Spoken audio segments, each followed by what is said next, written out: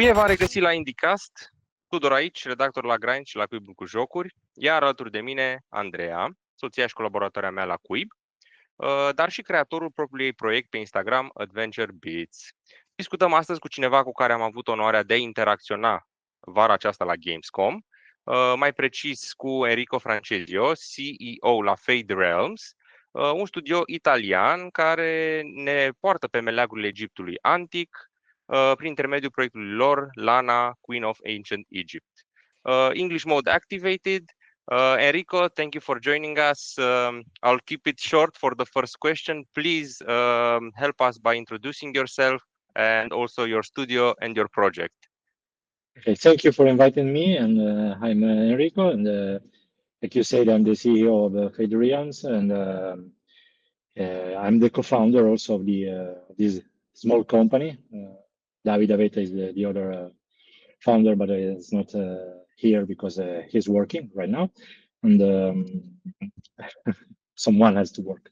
And Yes. I'm an archaeologist from my degree, university degree, and some years ago, like 4 years ago, I decided to quit my job, and I was a technician for a company that made a safety system on board cruiser ship. And then I decided to join this world that I love so much, and I take the opportunity to found this small indie company. We started with this project Lana, the Queen of Ancient Egypt, like you said, and actually it's not our first project, but maybe we will talk later about that. And here we are. We met at the Gamescom during this year Gamescom, and I'm really happy to be here. No, welcome first of all, but for me it was actually a chance meeting because as I was exiting with my wife saying, okay, we walked around, I saw something about Egypt and I said, okay, I'm a fellow historian. I also finished the Faculty of Bucharest and also in this discipline. And I said, okay, it has to be interesting because it's with Egypt. Come on, I had some lessons on it, very interesting. So this is what attracted me for my last interview at Gamescom. So once again, thank you for explaining that. What was the original spark behind Lana, Queen of Ancient Egypt, for you? Okay, first, I have to be honest. The first spark was to start a smaller project that we had in mind, because we started with a huge project. Of course, you will build an open world RPG as the first game, so that's not possible. And we decided to shift over this project because our graphic artist is the owner of this cat, and she was building a comic around the cat that is very, very arrogant. I mean, really, she is really arrogant. The cat, I mean, and she know that she's beautiful, and she pretend everything from everyone. And so we decided to build this action puzzle game based on the comic that she was building. Not that much after this decision, we split the history because there was too many incongruences between the comic and the history that we had in mind. So we kept the subject, the cat, but we built a completely new story. Also, we wanted, by the original idea behind Fade Realms was to provide some instrument to know history and to merge the game and educational content. So this was an opportunity because of my degree in archaeology, precisely in Egyptology, and then we decided to undertake this road. It was a huge decision because we stepped into several problems during the process of learning how to produce a game, and also we chose an old gameplay based on an older game called Quicks that was quite popular in the 80s, where you had to move around over an image and discover the image that was underneath, avoiding the Okay. enemies inside the area. And this is what the idea, the base of Lana. We developed a more top-down view game because this was on 2D on top, and we had some problem building all the physics behind the handle of the eating of the ground. If you remember, Lana can enter the fog, eat something, and go outside. This was quite difficult because we had to figure out how to handle it without making too many calculations behind the Unreal Engine. So it was our first real problem. After that, we had to learn how to rig Lana and to build a model on Lana. Because on the first idea, we had only some small coin or button and no animation, but Okay. it was very, very ugly, let's say that. So during the process, we shift over this System. more 3D idea. Yeah. Super Okay. nice. How about how did you balance the historical inspiration with the mythological fantasy and all that in combining in the game? Well, ancient Egypt is quite simple to combine those things because mythology and history more than often merge together. So you cannot really say that history of ancient Egypt is completely shifted from mythology. So it was quite easy, and we choose to provide an history of Lana that take part in the end of the Egyptian era. In fact, Lana was meant to be the cat of Queen Cleopatra. Yes. She died, so she awakened in the other world, and she saw that everything was in ruin because I don't know if you know that ancient Egyptian lore was built around the idea that the pharaoh was the key behind the rule of the world. The real world was built around the presence of a pharaoh. Without a pharaoh, everything was a mess. So Yes. without He was a Cleopatra, god. yeah, it was everything is a mess, and Lana take the responsibility to restore the order, uh, going around and cleaning the chaos, this primeval disorganized force that was always at the eve of the world of the Egyptian world, ready to destroy everything. So this is Okay. the story, and as you see, myth and story quite came along together. This makes a lot of sense. So again, as a fellow historian, for me, this is, I actually said, this must be a reincarnation or some representation of Cleopatra when I saw that. And since you talked about the character Lana, I was wondering, and you said some things about her characteristics before. Who is actually Lana as a character? As in, what defines her? Well, she's quite a character because it's true that she know that she's beautiful and she's very important, but is also taking responsibility of this of her role in her hand. So it's someone that is built around someone that knows his place and she knows how to act in order to do the right thing. Let's say that. Mhm. Okay. Okay, and she knows that she's responsible for everything, and she knows that it's her duty to do that because fate put her in that place. You said something about her being arrogant as well, as The in original cat, yeah, the real the cat. original. So this one is Yeah, no longer okay. And yeah. what themes and emotions did you want to transmit to players with this character?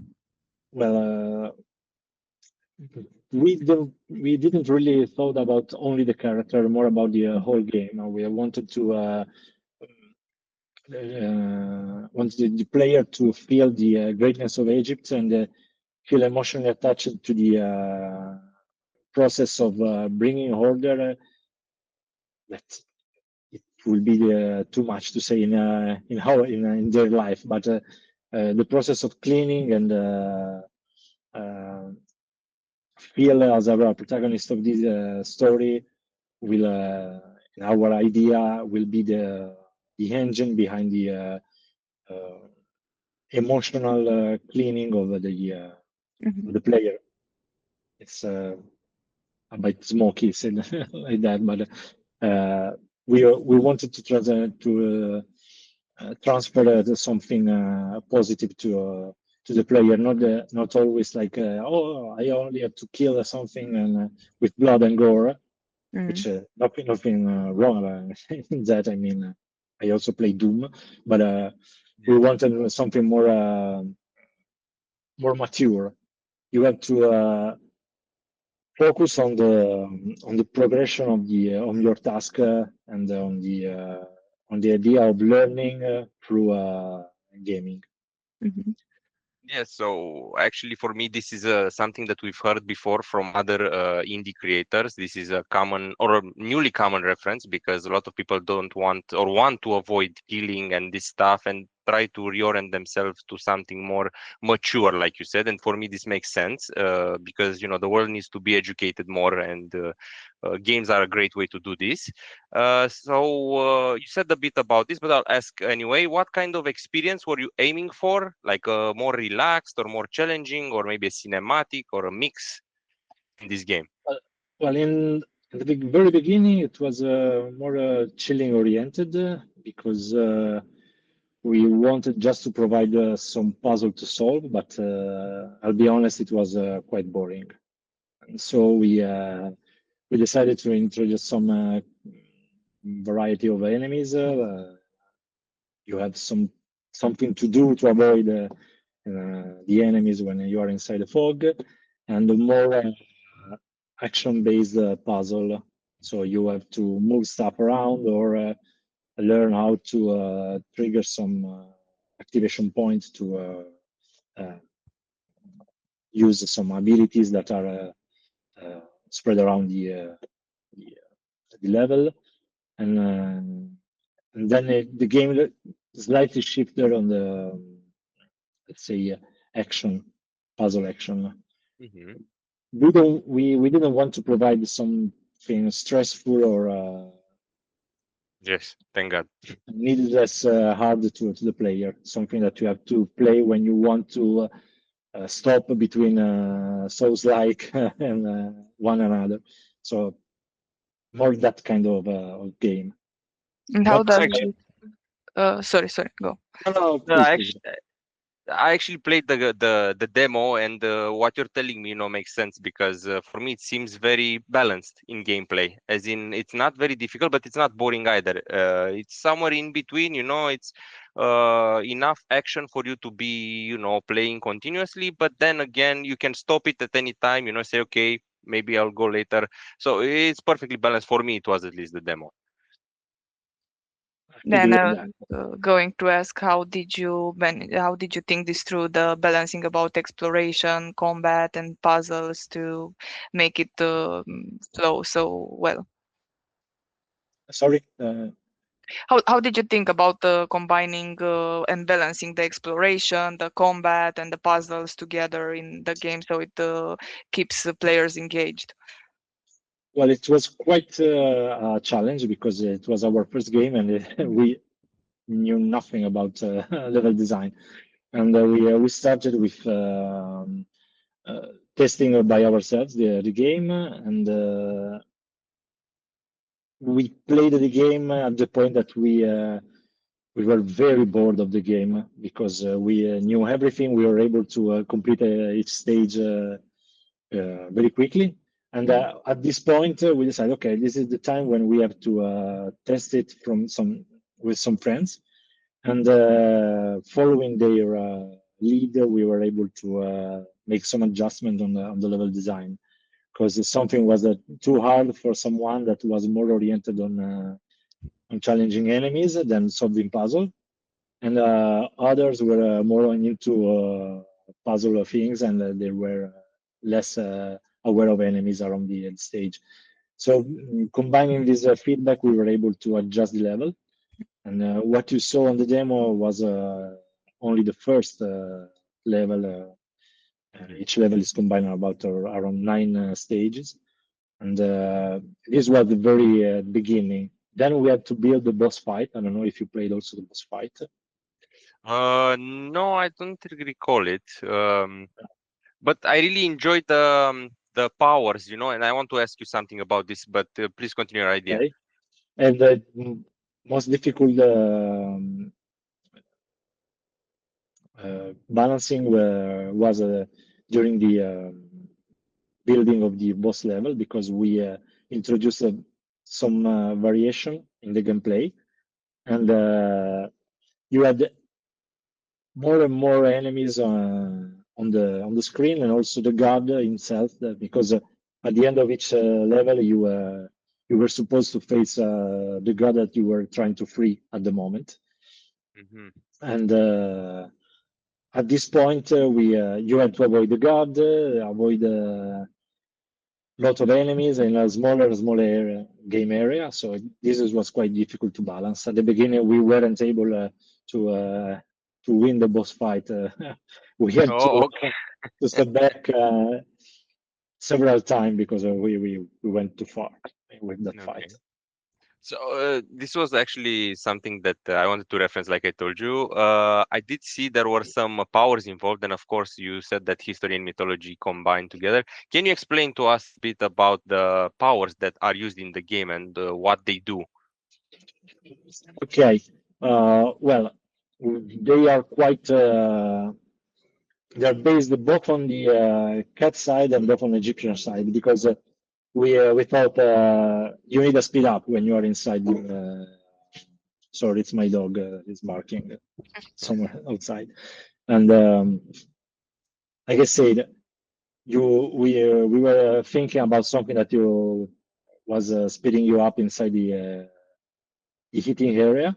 So why not a catnip? Because I don't know if you you have a cat. Yes, Okay, catnip is very makes active. cats crazy. Yes, and so we took that. On the other hand, we were thinking about the opposite. So if you are able to speed up, then you can also slow down enemies and group them maybe. So we had this idea about the silt bomb, because during the flooding of Nile, you had much of silt around, and as you are the let's say the incarnation of a pharaoh, you have some powers related to the pharaoh, and one of that was to it's not completely right on the Egyptology, but you had the power to foresee the flooding of the Nile based on mathematical calculation, but yeah, power.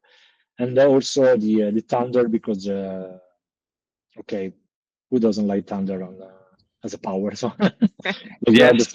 you had the power of himself. It was a concrete manifestation of power, and then of course you have to heal yourself, because otherwise it was too difficult. We were planning also some other buff that you can find inside the levels, like maybe a Pac-Man effect. Yes. Something like That would be very cool. when you chase the ghost instead of being chased, and something like that. And but we will see. And It would be a very cool throwback to like the 80s gaming scene and retro gaming. So I know a lot of people who love this sort of Easter eggs, I guess. It could work as something like this. Okay, so since we're talking about mechanics and the game itself, I actually have a cool question, I think. How accessible would you say the game is to casual players? And when I say casual players, I actually mean like my mother or my father-in-law, because these are people that usually don't play games. And I think your game could bridge this connection between non-gamers and gamers. well, the aim was this, to try to pick in some very casual player, because we tried to build some sort of scale in the difficulty of the level. So you can play from the very beginning and learn easily how to handle some situation. So we were hoping to build something very casual. And I can see that someone that is not used to play video game was able to succeed in this case, especially with the gamepad. Not with mouse and the keyboard was more difficult, but with the gamepad was easier. Okay. And So how fun fact, I heard about the Pope. You know, the Pope. They say he plays casual games, so maybe you get lucky and the Pope plays your game, because that would be very, very cool. You know. yeah, and how long do you think it's typically a playthrough for a player, like going through everything, average? It really depends on the player, but we thought about when you became some quite good. I think that this will last about 10 to 15 minutes each level. It depends. It depends really on how good you are at the boss fight. This is the real match So for a that's where player. you lose the time. Yes, the more time, yes, on the boss fight. Where you swear a lot. You know, it's like, no, it's not what Too it should be. much. It was more a soul-like at the beginning. Okay. Yeah. And what gameplay feature are you personally most proud of how it came out? Okay. I can say about the chasing rock. I don't know if you saw that. Okay. The Yeah, builder yeah. that is chasing you. This is one of my kind of my idea, and then my colleague took part in developing the idea. But we wanted also to make a reference to Indiana Jones, of course, because as an archaeologist, I wanted to insert this sort of Easter egg about being chased It's by a boulder. Quite funny, you know. I myself, when I went to history, you know, and my parents were asking me like, why do you want to go study this? And I said, you know what? I want to end up being Indiana Jones. That's what I was dreaming about. Some years later, you know, it didn't really happen. But in the end, for me, I still see history like the first person I would associate with it or character would be Indiana Jones, you know. So again, for me, this is like a, how to say, a historical connection on the level of, you know, studies. Like for you and for me, I think a lot of historians think like this, you know, say like Indiana Yeah, Jones for I sure. completely understand. I was screwed by the same idea at the time of university. Yes, exactly. Okay, so I think the next question is actually perfect for what we started discussing here, and I think you love it. What research did you portray or did you do actually on this historic side for the game, of course? Okay, I personally handled the historical side for studying reason, and I took two different paths. One was on the mythological side because we built the game around the Memphis Heliopolis Ennead of gods. I don't know if you know something about Egyptian mythology. This Ennead of God, Egyptian religion is quite complicated and has changed many times during the whole Egyptian era. But at the very beginning, the most known pantheon was one from Heliopolis. That was the most sacred city in the near the Cairo, and this was built around the nine god, Ennead of God from Greek, and you know Osiris, Isis, Nephthys, Set, and Shu, and so on, Geb, blah blah blah. We built the whole concept of the game around the freeing of these gods, and then we shifted on the historical. I shifted on the historical side because each level is inspired and sometimes is actually based on real Egyptian temple. So when you play in the level that is supposed to free Isis, you play on the temple of Philae, that in ancient Egypt was the main place of worshipping for Isis. When you try to free Osiris, you play in Abydos, that was the temple, the main temple for Osiris and so on. So I try to recreate also in order to provide some real information on for player. At the very beginning, we had in mind to was very different the game, and we had also you had the possibility to build and upgrade your palace, your personal palace, and inside the palace there was a section dedicated to history pills.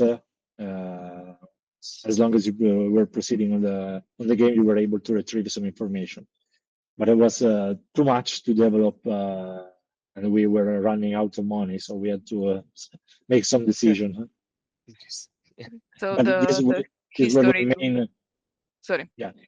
I thought the history looks very into what it really is, so exactly how it was, and I was wondering how many creative freedom did you allow yourself to play with these little bits of history. Of course, you had to to take some liberties, but not that much because, like I said, ancient Egypt is a really was really a kingdom where myth and history were merged together. So you are able to play a bit without losing too much in historical references. So it was quite easy to do that. I take some liberties from some gods because we didn't had an actual place for their worshipping. So Nephthys, that was more bind to the house and to the personal, to the family, let's say that, to simplify, to really simplify. We didn't have any real evidence, or there are too small evidence of a place of worshipping. So we take some liberties in that peculiar spot, but not that much. Okay.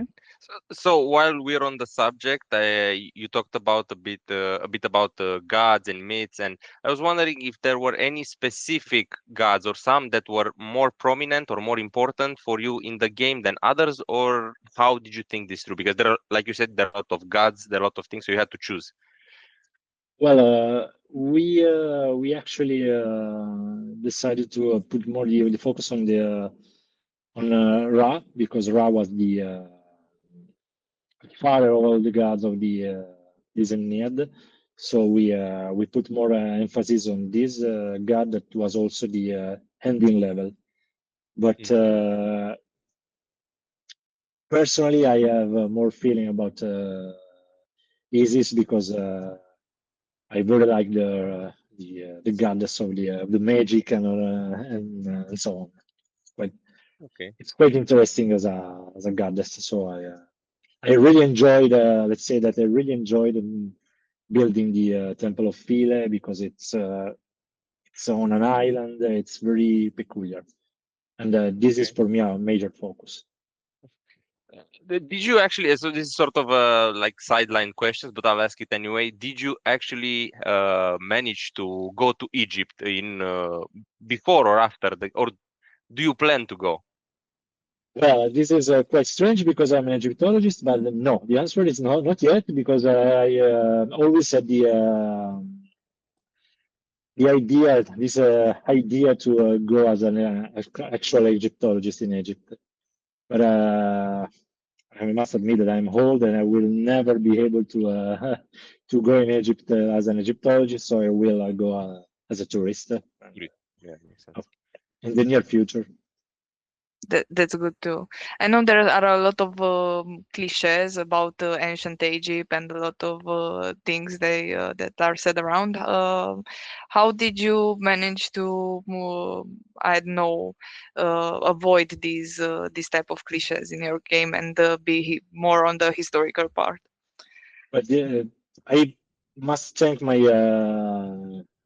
professor from university because you know is he wasn't know if he's still one of the major Egyptologists the world, and he really had this bad feeling about people asking silly question about alien building pyramids and this kind of stuff. I mean, I was there during an exam. Someone talk about alien building pyramids. It's something that Conspiracy theories are very popular. yeah, but you have to avoid that in front of a professor in university at your exam. That's something that will not going isn't going well for you. And the main point for my professor was to explain how to be scientific in your research, how to do research, in fact, more than the concept itself. And so it was quite easy to avoid these theories because when I remember when I was writing my final discussion, I was I guess, how can I say, I was harshly You're judging yourself, trying to like. my professor was judging me in a very harsh mode Okay. because I was always lacking the font Mm. font description from my from my ideas. So I was writing something, but I wasn't able to put the reference where I was taking this information. And this is the main part. When you confront yourself with theories and cliche, most of them have no foundation in from the ancient Egypt. You have to look to what ancient Egyptian people was saying about himself, not what other people, modern people, is saying about ancient Egyptian. This is the main difference from a theory and from a real theory, from a conspiracy from a theory. Okay. Okay. Thank you. Thank you for answering this. And I was thinking more about you said a lot about the stories and how it went together, the history, and I was thinking about the visual references. What guided the art direction for this game? Oh, the main visual guideline was that were at the beginning we were very silly in building something using Blender. So we starting with the most simple form that we can use, and besides that we choose the low poly because it was easier to reproduce a great variety of Egyptian monuments. I had plenty of references from my university books, but the main goal was to keep things simple because we decided a style that was more cartoonish, and Yeah. so we move on this side. I cannot. I must say that the main decision was because we started the process of learning and Mhm. we had to make it simple at the beginning. But Understandable. we kind of liked that because it was a good choice for, in our opinion. I think it was actually, and you did talk about the visual style a bit, and as I played the demo, I realized that you have some specific color palettes, for example, and I was wondering how you chose them and if they had a specific meaning for you, because they transmitted some feelings to me, just by playing the game. I'm really happy that you noticed that. I wasn't sure that it was something noticeable, but yeah, the color palette was mostly based on the actual color of the gods. Some gods had some specific color, other not that much. And like I was talking about Nephthys, we wanted to transmit some warmer color because, like I said before, it's a god that's related to the house, to the family, and to the more warm atmosphere. Mm. Other gods like Osiris are related to the netherworld, so the the underworld, and they are darker in tone. So the level of Osiris is played during the nighttime, mostly inside the temple, like unlike the other levels. So this is transmitting something. I hope it will transmit something that is both more claustrophobic, but also more magnificent, because you have these huge spaces, huge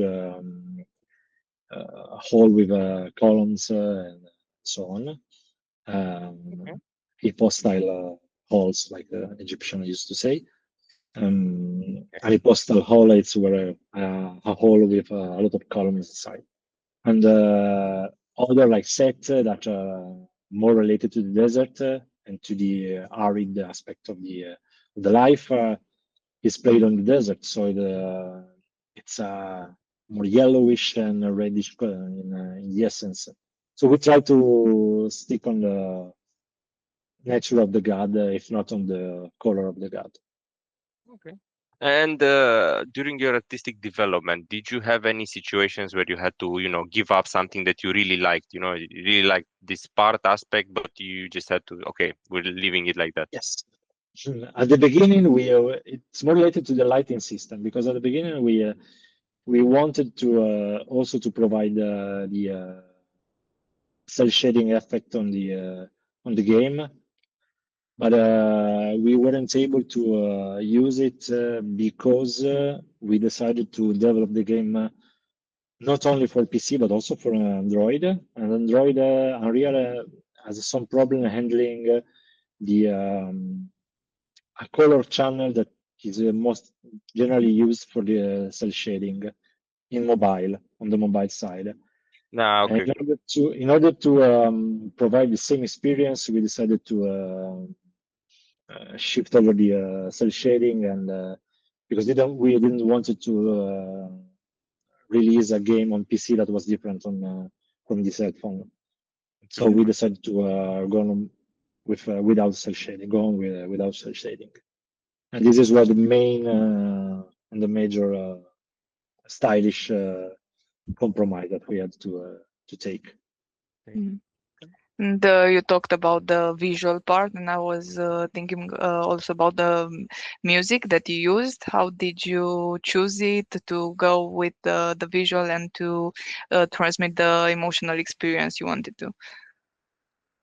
Well, it was quite natural. I mean, we really didn't thought about that, because it was all interconnected. When we were building the levels, the color palette and the artistic side and the lighting of the levels, and also the music, was everything quite melting together, because it was quite that felt natural to proceed in a direction. Mhm. When you started building, it's easier because you have a reference like a god that is giving you the hint that you must follow. But when you choose the god, you know the what this god represents, it's quite easy to follow the lead, Mhm. and that's it. So I was actually thinking of changing a bit the course of our discussion, and I think because we talked for this, and I know you had some development issues, let's say. So I was just going to ask you, what were the biggest technical challenges during the development of this game? The main challenge was, like I said before, providing a stable and easy to handle for the engine heating system of the ground. This was really challenging because you know we started with a method that was not so free, because we subdivided the ground on a grid, and as you walked on the grid, the grid shifted on side. So basically, you had to always to know where Lana was and where the trail was, but that was quite computing, heavy computing for the system. So my colleague, that is, he has a degree in physics and is the head of the technical compartment, and was able to use the spline system that also is more free in form, because you can go around freely and hit the ground also in a random shape. That wasn't that much easy before. Wasn't possible before, because we were reasoning in square. But this brought up some other issues, because the spline was not really meant for that. So sometimes it wasn't able to recognize which percentage you were eating, and we had to improve that. Other time wasn't able to recognize where the trade was, if you were outside or inside, especially when you were drawing some strange shapes. And this take a long time to fix, but my colleague was able fixing that, even changing something inside the engine, because in his opinion was not that optimized, physically optimized. Who knows That about was the this? You know, issue. it's all Greek to me. But Me I know we too. talked about yeah. I know you talked about the process of entering the game on Steam, and I think, if I remember correctly, you told me there were some issues there with dealing with Steam and everything. Can you tell us a bit about this? Because usually we don't hear from this side of the Steam uploader. Okay. Well, Steam upload is quite well, let's say complicated, but it's not really complicated. You have to provide, of course, some information. Mainly that you are not an American company, because otherwise we have some other form of taxation and something like that. The process of uploading each step of the game, because you have a checklist to follow, was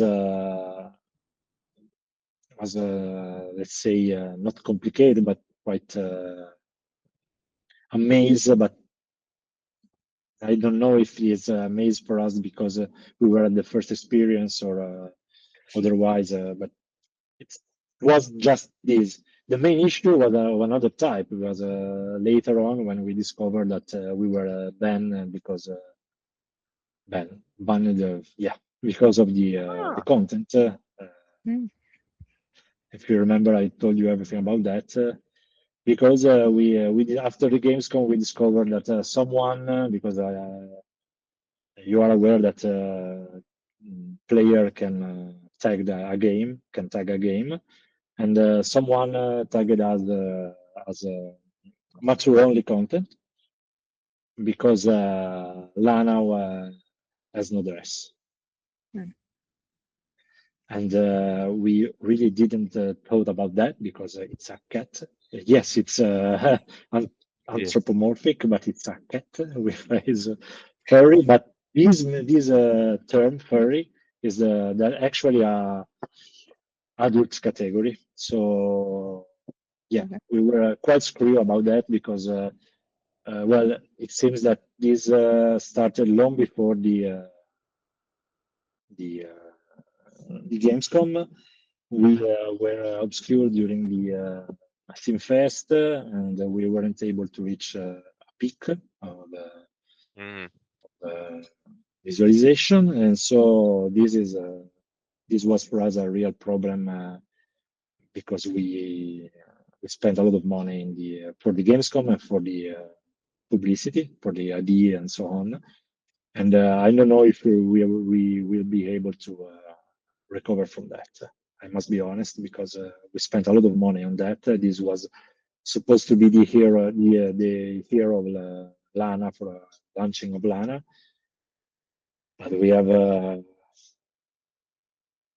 too low wish list, and given the conversion rate, honestly, I don't know where we will go, because this is even if in the Gamescom we were rated by the USK as a 12 plus, but doesn't matter, because we have our official rating, but the algorithm of Steam is not pushing us through the platform, so you are not able to see us Also, if you have the restriction content in Steam, you will not able to see us. It seems a bit we unfair to have, me. yeah, So it's in even more to, unfair.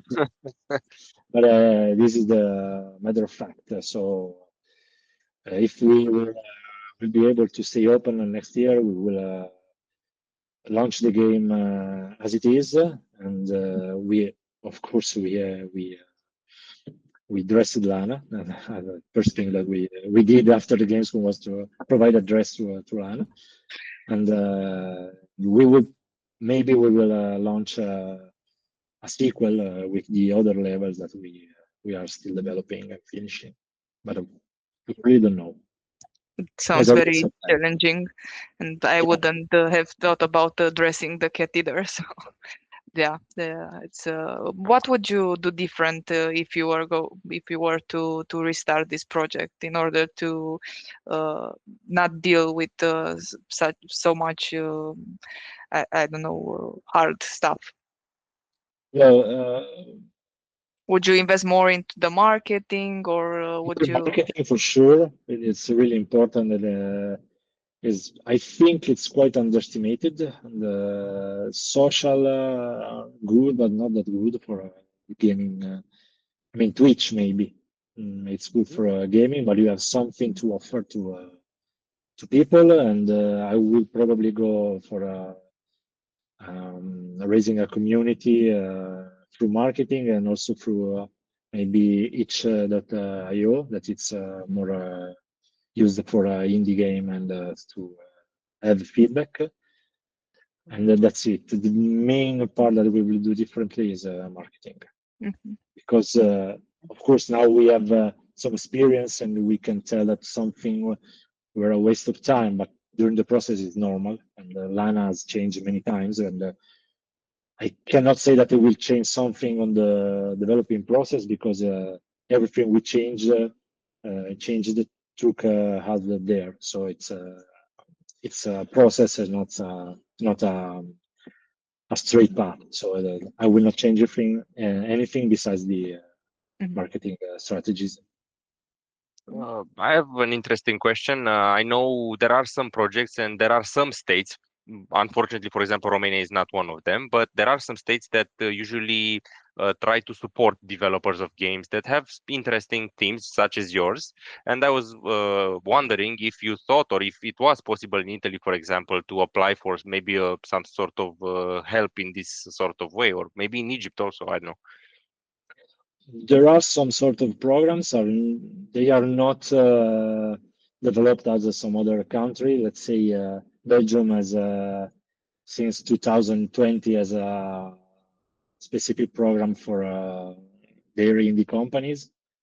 Here in Italy, we have idea that is a huge. Now it's growing up and is a sort of container for indie companies, but you have to face some challenges that we are in a way too old, and usually they prefer younger people for that. And also we had some ideas that we didn't share since the beginning. We started alone, and when we decided to try to find some publisher, some fundraising for or some companies, national companies or something like that, we weren't able to do that because we were never at the right point, or too much or too less for someone or someone else. So, but this is our responsibility. It's something that for me it's part of the marketing strategy, and we had to change. It is something that I will change if I will start over from the beginning. It sounds like a long journey and a lot of effort put into making a game as an indie developer. So I was thinking, what advice would you give to a first-time indie developer that wants to build his own game? Actually, I will give two advices. That one is never give up, because sometimes things will be overwhelming, but you have to move on, because otherwise all your efforts are wasted, and the other one is try to be visible. It's the most important things. I saw plenty of ideas during these 4 years of Gamescom that we attended, and the idea that we're able to reach a peak were the most visible, and someone like us that was not really able to do that and failed. And this is really important. You have to reach a peak of visibility. It's the only way. Okay. Otherwise, no one will care about you. Such are the ways of, capitalism, unfortunately. Yes. But you did talk about community a bit, so I want to ask you, how important is community feedback to you? It's really important. I think that is one of our main and hugest mistakes that we made because we did it late. We did it too late, and also we weren't able to reach too many people. So I can tell you that the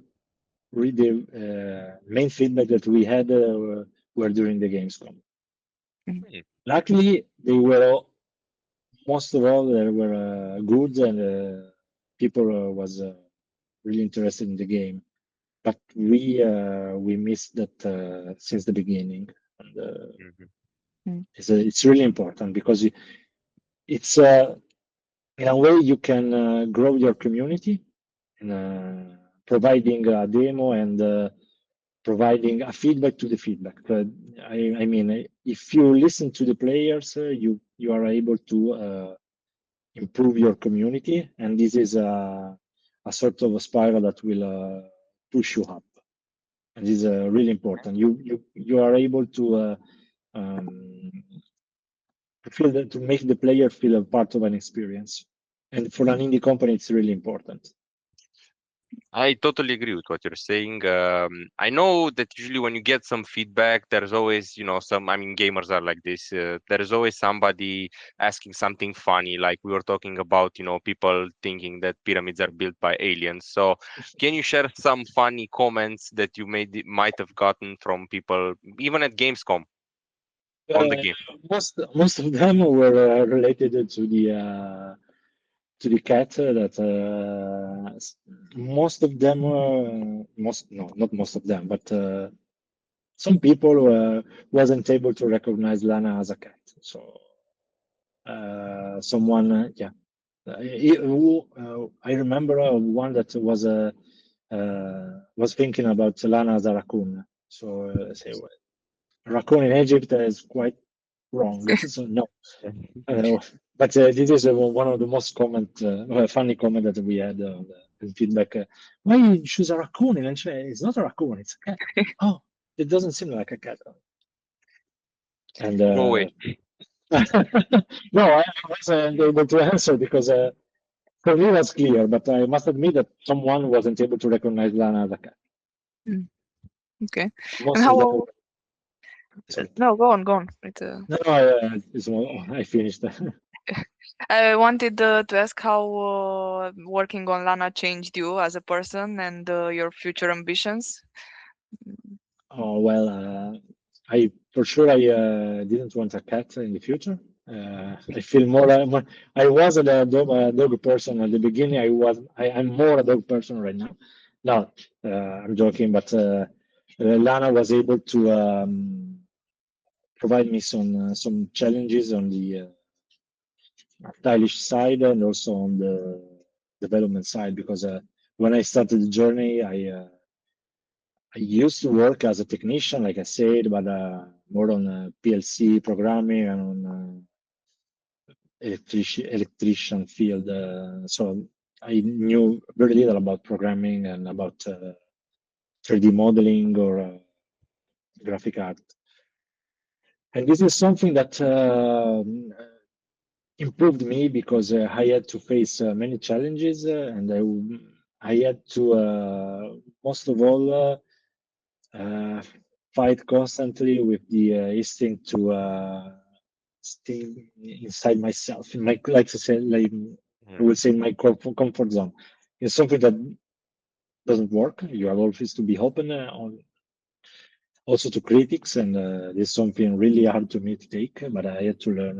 It's something Yeah. I have to learn, and it is part of the process of growing up. And doing a game is put you on the edge every I actually situation. agree with what you're saying. It makes a lot of sense. You know, I'm thinking about it. Doing this interview right now, for me, I would have never thought I would do this because I really don't like speaking in public, you know. So, exactly what you were saying, you need to step out of the comfort zone. For me, this was, and also to accept your critics. This I don't really want to accept, but again, it's part of the process and you need to do this.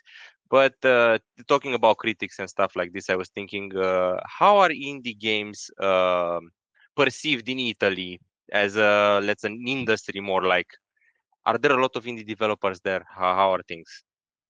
Yes, in Italy we have many indies companies, and many of them are quite interesting actually. And I know of about five or six based here in Turin, only in Turin.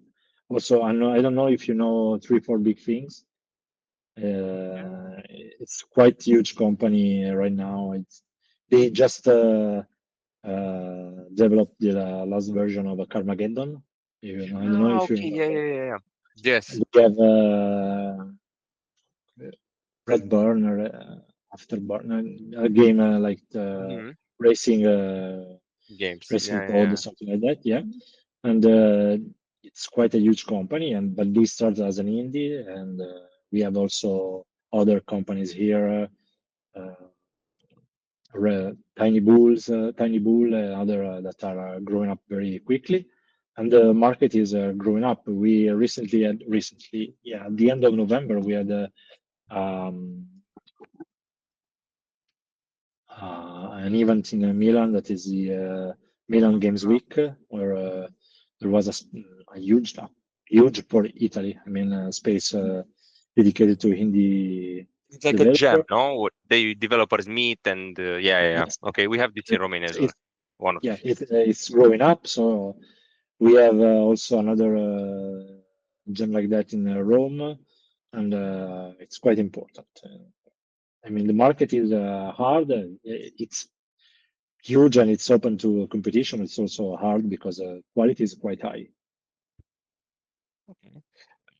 So since we're reaching our mark, you know, towards the end, I want to ask you a couple of more questions. But one that stuck to mind, you said something at the beginning. You said you played some other games as well, and you know, usually we ask people this on this show. Let's say, what other games or what games do you usually play as a gamer, of Okay, course?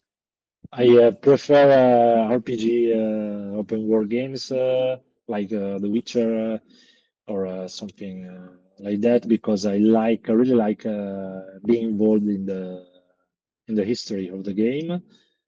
But also I play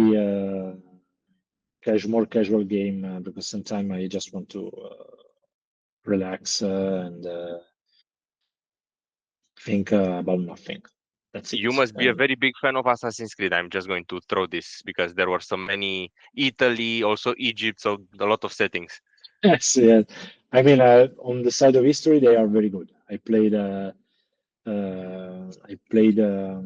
with all of my heart to Origin because of Yes. the Egypt, and also Odyssey because it was really cool to climb upon the Athena statue in Athene, Yeah. Minerva statue in Athene. And it was quite cool. But all- besides that, I play something that is capable to keep me inside the story. I mean, I also played Cyberpunk, something like that. I really like. I I love Dungeon and Dragons, so I raised up Okay. with Dungeon and Dragons, so I'm quite attached to this kind of game. And if My you're brother-in-law is a big fan of Dungeons and Dragons. He paints the minifigures, and something. I'm more of a Lego fan, so it's a whole other section of. But everybody, in this area with the gaming and all of these memorabilia have their own, little square where they move around. So I'm Lego fan. Sorry. Okay. Yeah, I was thinking if you were to choose by heart, what kind of game would you like most to try and do and develop and create a story? Well, like I said at the beginning, we started with an RPG based on our land. It was an historical RPG.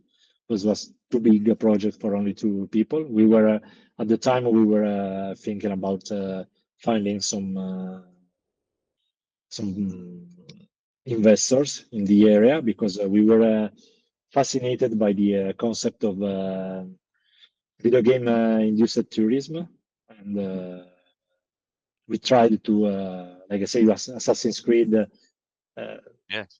brought so much tourism, like say in Monteriggioni, in Tuscany. We tried to develop something like that because we had this idea on Arduino that is a quite interesting persona. It was a medieval king in Italy. He was able to challenge the emperor of the Sacred Roman Empire, and he was a king in our land, around Ivrea and Canavese, that is where I was born and raised. And we thought about an history involving Arduino and involving also the player that was he had to investigate over this mysterious delitto, and he had to discover finding clues and so on. But like I said, we tried to stick to the project, but was too much. And I will develop this if I could. Okay. Okay, sounds I nice. was actually thinking, now that you were speaking about, what games you would want to create. Let's say that Lana will, and I very much hope it will have the luck that it needs, and you say it needs. If you are somewhat successful, or even more successful, would you consider continuing with DLCs or some other type of content, or would you start a new game distinct of the first? That's a tricky question because we want to provide some. At the beginning, we wanted to provide some DLC, but also we wanted to. We had so many ideas for other games that it's tricky because we want to provide some other lores, or maybe in ancient Greece.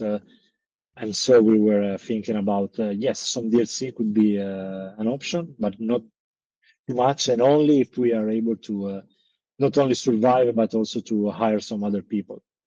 In that case, yes, DLC for Lana could be an option because it is our first game, so we are quite emotionally attached to it. Yeah, makes sense. Yeah.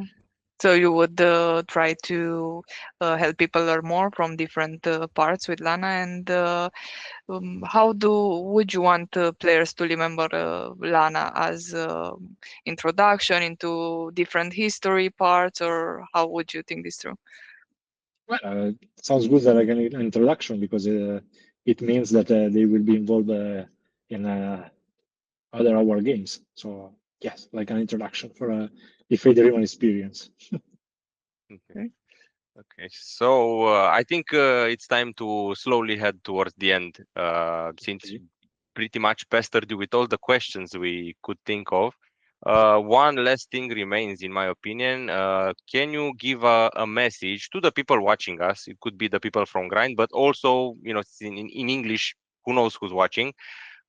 Give us an ending message, like maybe what hopes you have, what desires, tied, of course, to the gaming and your game, of course, as well.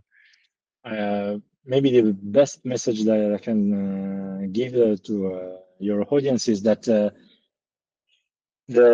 one of the basic foundation of Fate Realms. Try to game and have fun, but always try to learn something on what you do because otherwise it's really a waste of time. Okay, that's very good advice so far. I've never heard this one before, so I totally agree with it. On behalf of the grind team, I want to tell you, good luck, first of all.